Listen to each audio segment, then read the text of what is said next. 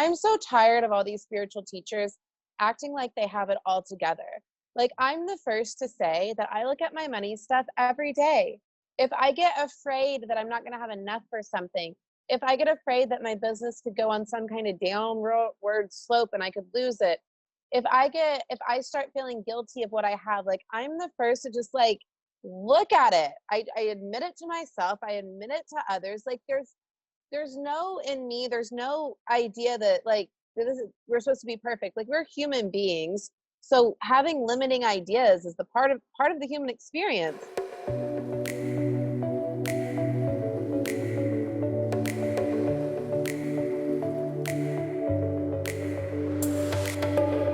So personally, when I pick up on one of my own limiting ideas, when I notice something going on within me where I feel guilty or wrong or greedy, I have 10 restoration hardware guys here. I have a designer here.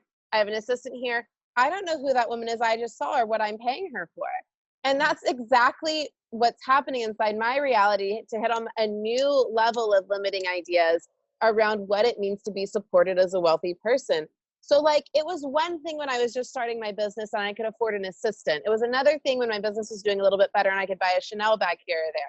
It was another thing when I got to go on vacation a little or upgrade my apartment a little. Now that I own a multi-million-dollar property and other properties, and I have a huge supportive team, and I have a support staff in my home and all of that, it's like there's this idea that like I've gone too far. Like, I'm taking other people's money, the people who've paid me, and I'm just using it to have this like wildly lavish lifestyle. So the way I rearrange a limiting belief is I identify it. Like, I just identified that one pretty well. Like, oh, there it is. Like, there's a story that's not serving me. And then I ask myself, is that ultimately true? Is it ultimately true? Is it even true at all that I forced anyone to pay me for my program? No. Is it Right, true at all that I'm reckless with money? Not in the least. Is right. it true at all that, like, as I have these people getting my home ready, the home I'm going to live in for the X number of years, is it true that something in that is wrong or too lavish or too comfortable? No. So when I identify it as ultimately not true, I can say, okay, God, angels, universe, I'm willing to see this differently. What is a true belief here? What is a belief that serves me?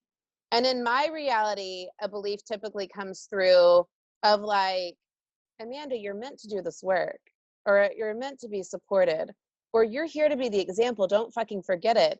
Will there not be other high powered women watching you who need just a little bit more support so they can just give a little bit more so they can just be with their kids and run their company and teach what they're here to teach or whatever it is? Like, at this point, I have several like high level CEOs of like really important companies following my work. Like, I have so many women at so many levels. Who am I to play a little bit small because it made me uncomfortable that I don't know who that woman is? You get what I'm saying? Yeah. Like, that is how I mentally look at something, identify something new, rearrange it in me with my thoughts, and then get my emotion and vibration behind the new thought. It feels like, and it's felt like for a very long time, I had to change the game around what women were allowed to want. Like, we were supposed to be ashamed of wanting money. That made us greedy or selfish or wrong. We were supposed to be more humble than that or more thankful than that. And I came in saying, you can be spiritual as fuck. You can meditate every day. You can love God and do service work, always, but you have to be supported. Like, you have to have money to do the things you're here to do on this planet. And there's nothing wrong with wanting money, and there's nothing wrong with desiring money, and there's nothing wrong with having a fuck ton of it and using it well. But, you know, sometimes women will get to the point where, like, okay, I get that I can use this to help others, but you also get to have a beautiful life. And, like, have we ever seen a man be ashamed that he wanted a nice car or that he got a promotion or something? Women feel so guilty and greedy and wrong and selfish when they desire a bigger life, and like, we're meant to create bigger lives. So I feel like the space I hold is like this massive example of you can have more, you can do more, there's nothing wrong with it, God's not mad at you for wanting it. And I don't know, I just feel like I've become a a powerful woman around money because money is never the reason I have to say no. Like, I think the spiritual and the energetic will change everything all day long, and that's all we really need. But the other thing I've really had going for me is I see business simply. And I always have. Like, it's always been like, I'm going to create my courses and my programs and my coaching in like this path of least resistance kind of way. I make it really easy for people to sign up, and then I break down the things they need to know about money or business or marketing or branding or creating an online presence or whatever it is I'm teaching at the moment. I like explain it simply, and I share the practical steps of what I do, but I also share the energetic frequency I hold. So I think this combination of practical and spiritual has been like a gateway drug for a lot of people. Because you can sign up for a course when I say, like, I'm going to help you create an online presence, or I'm going to teach you how to create your own digital course. And you sign up and you get all that very practical information, but you don't know that I'm doing a fat ton of like alchemy, like on you. Like, Yeah. once you get into one of the containers of my courses, you will have a transformation just being in the energy. So that's kind of like the secret. With money, I think one of the things that people do often is ask themselves why they don't want money, because we all think we want it, but we all have reasons we actually don't. And one of the biggest ones is I don't feel good enough for it, you know? So often it's I don't feel worthy of the money. I'm afraid something bad will happen when I get the money. Um, or it can be like I don't really want the money in the sense that, like, if I get money I'll have to give it to a family member. If I get money it'll all be taken by the tax man, like whatever all of that is. But when it comes up to a worthiness thing, which it often does, my belief is you're worthy because you are. Like, you never had to do anything to be worthy. Like, what I say in Money Mentality Makeover, my course about money, is you're a creation of the Most High. You're a child of God.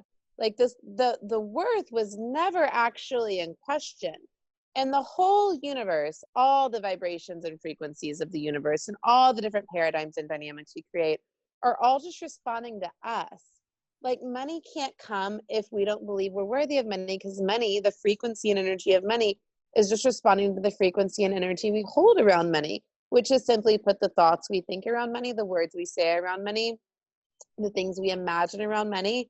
Energy follows thought, energy follows words, energy follows vision and imagination. So when I think thoughts of I'm good enough because I am, and I'm a motherfucking wealthy woman, and abundance is mine, and money is here for me, and I'm loved and appreciated and supported by money, and I couldn't do anything to stop the flow of money. This is just how it works for me. And I think thoughts like that, and I feel the feelings that come into my, human experience inside of my like body and my energetic field with those thoughts, and I vibrate at that frequency, then that's what happens in my reality. And it's really up to me to go back into the feeling of I am good enough and this is how it works for me. It's up to me to go back into that feeling throughout the day. Like, no one can do that for me. But people often worry that they're doing it wrong if they're having too many negative thoughts and feelings and vibes around money. And I've never focused on that with money. Mhm. I don't know. And it's weird because like I have a harder time with this in relationships and other areas, but with money, I just believe any positive thought I think, or any inspired action I take, or any affirmation I say, or any journaling I do, anything positive I do around money is so much more powerful than any negative thing I could ever do. So I could have a little negative thought going on inside of me around money, for that I haven't like looked at it or cleared yet for like a few days or maybe a week. I just haven't even had a chance to look at it. And I don't believe that that's more powerful than when I go back to the feeling of, nope, I'm a wealthy woman. I just believe that the wealthy vibes, the positive vibes are the powerful ones. So I don't stress myself out about it. I just choose to go back to feeling good about money, like maybe twice a day for like 30 seconds. And I think the reason I can do that is once you know the vibration, once you know how money feels, like once you know the frequency, you can click back into it anytime you want to. Embark on the journey. Like, when we decide to revolutionize something, whether it be wealth or worth or love or any of it, it is a journey. Like, stories come up, limiting ideas come up, like what you would call like matching pictures, and all these ideas between you and other people come up.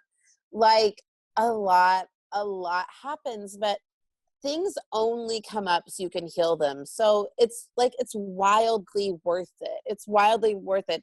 Every moment that I looked at a hard belief about money around, like, you can't have it because of where you're from, like the town you come from, the family you come from, you can't have, like, who are you to have it? You're not smart enough, not business savvy enough, not this or that. Like, every time I confronted a fucking belief got me here. And here is good. You know what I mean? So if I'm an example of anything, it's just that it works when you keep working it. And the work is wildly, wildly, wildly worth it.